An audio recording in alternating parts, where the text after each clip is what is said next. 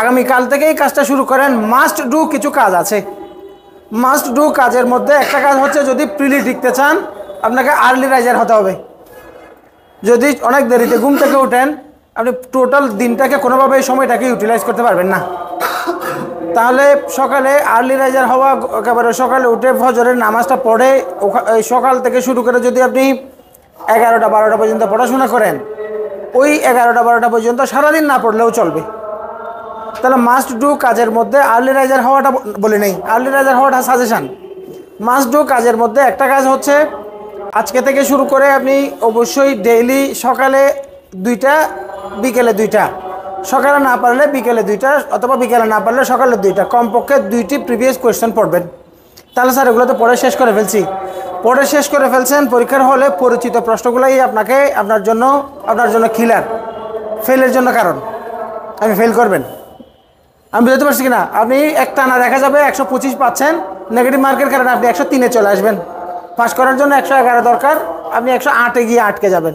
তাহলে ওই যে নেগেটিভ মার্কের পেছনে শুধুমাত্র কারণ হচ্ছে প্রিভিয়াস কোয়েশ্চেন পড়ছেন, কিন্তু ওখানে আপনি কনফিউজড হয়ে যাচ্ছেন।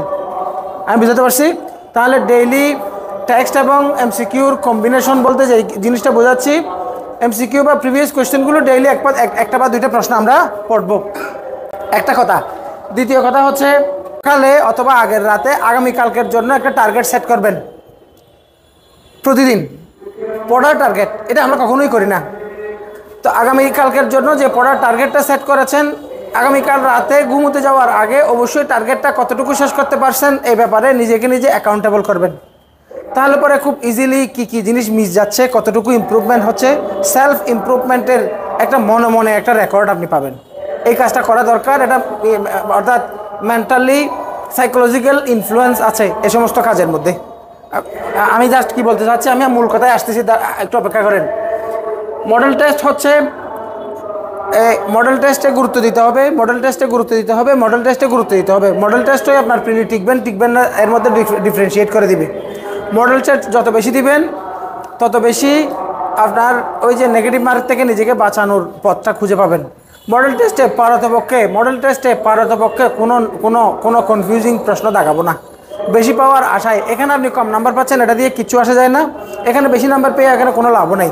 এই জন্য মডেল টেস্টে বেশি নাম্বার পাওয়ার জায়গাটা না রেখে কতটুকু অ্যাবসলিউটলি নাম্বার পাচ্ছেন, দাগাতে পারছেন, অতটুকুতেই আপনি আটকে যাবেন।